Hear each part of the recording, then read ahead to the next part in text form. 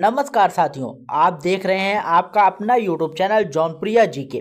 और आज की यह वीडियो बिहार के सभी पेंशन धारकों के लिए बहुत ही महत्वपूर्ण होने वाली है, इसलिए वीडियो को अंत तक जरूर देखिएगा, कहीं भी स्किप मत कीजिएगा, क्योंकि आज हम साफ साफ बताएंगे कि 10 फरवरी से जो पेंशन को लेकर चर्चा चल रही है, सुप्रीम कोर्ट के आदेश की बात कही जा रही है, 3500 रुपये पेंशन होने की खबर वायरल हो रही है, उसकी सच्चाई क्या है और आपको अपने स्तर पर क्या क्या जरूरी काम करने हैं ताकि आपका पेंशन समय पर आपके खाते में आता रहे। साथियों, आज 10 तारीख बीत चुकी है। बिहार सरकार की तरफ से पहले ही घोषणा की गई थी कि सामाजिक सुरक्षा पेंशन, चाहे वह वृद्धा पेंशन हो, विधवा पेंशन हो, दिव्यांग पेंशन हो, हर महीने की 10 तारीख को डीबीटी के माध्यम से सीधे लाभार्थी के बैंक खाते में भेजी जाएगी।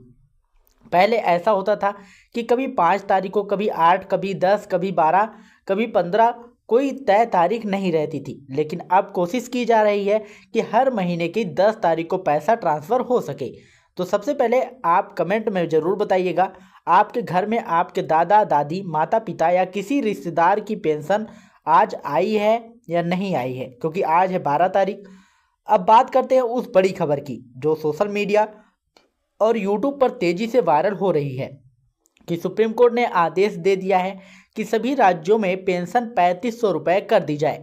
साथियों, हम आपको बिल्कुल साफ और सटीक जानकारी देना चाहते हैं, क्योंकि फिलहाल अभी तक ऐसा कोई आधिकारिक आदेश जारी नहीं हुआ है जिसमें बिहार की सामाजिक सुरक्षा पेंशन को 3500 रुपये करने का निर्देश दिया गया हो। बहुत लोग दावा कर रहे हैं, बहुत लोग कह रहे हैं कि 1.5 साल में 3500 हो जाएगा, कोई कह रहा है 6 महीने में 2500 होगा, कोई कह रहा है 900 रुपये बढ़ेंगे, लेकिन कागज पर सरकारी नोटिफिकेशन में अभी तक ऐसी कोई पुष्टि नहीं है। इस समय बिहार में जो पेंशन मिल रही है वह संशोधन के बाद कई लाभार्थियों को 1100 रुपये प्रति माह मिल रही है।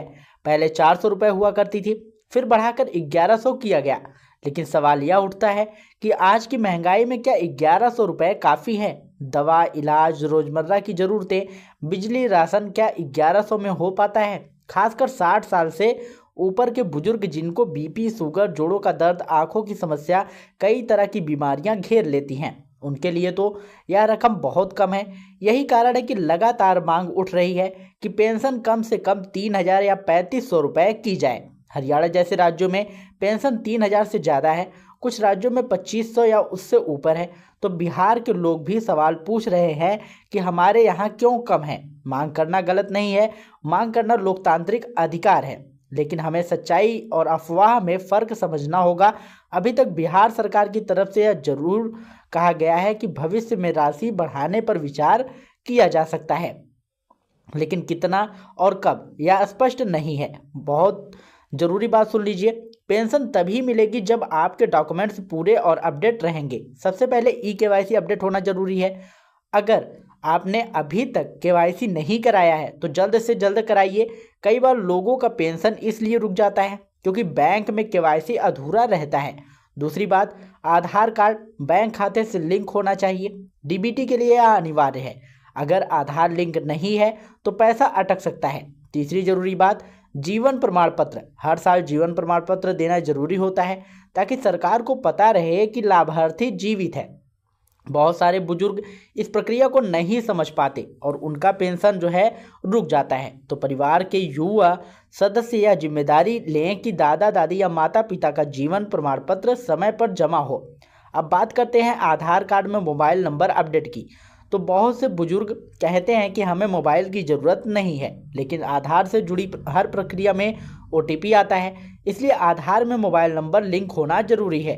अगर खुद का मोबाइल नहीं है तो बेटे, पोते या फिर किसी विश्वसनीय सदस्य का नंबर लिंक करा सकते हैं। एक मोबाइल नंबर से एक से ज़्यादा आधार लिंक हो सकता है, इसमें कोई समस्या नहीं है।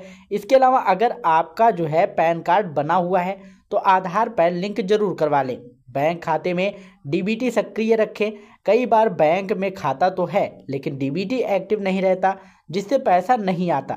बैंक जाकर पूछ लें कि आपका खाता डीबीटी के लिए सक्रिय है या नहीं। अब एक और गंभीर बात, गलत तरीके से पेंशन लेना बहुत बड़ा अपराध है। हाल ही में कुछ जिलों में जांच के दौरान ऐसे लोग पकड़े गए हैं जिन्होंने उम्र बढ़ाकर या दिव्यांगता प्रतिशत गलत दिखाकर पेंशन लिया है। अगर किसी की दिव्यांगता 40% से कम है और वह 40% दिखाकर पेंशन ले रहे हैं तो यह फर्जीवाड़ा है। विधवा पेंशन में भी अगर दोबारा शादी के बाद जानकारी छुपाई गई है तो यह भी नियम के खिलाफ है।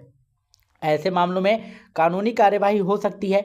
इसलिए अगर आप पात्र हैं तो ही पेंशन लें, नहीं तो भविष्य में बड़ी परेशानी हो सकती है और आपको जो है जुर्माना भी देना पड़ सकता है। दोस्तों, आशा करता हूँ ये जानकारी आप लोगों को पसंद आई होगी। अगर ये वीडियो पसंद आया हो तो वीडियो को लाइक करिएगा, शेयर करिएगा और कमेंट में अपनी समस्या को जरूर बताइएगा। हमारी टीम आपकी पूरी सहायता करेगी। मिलते हैं नई वीडियो में नई अपडेट के साथ। तब तक के लिए जय हिंद, जय भारत।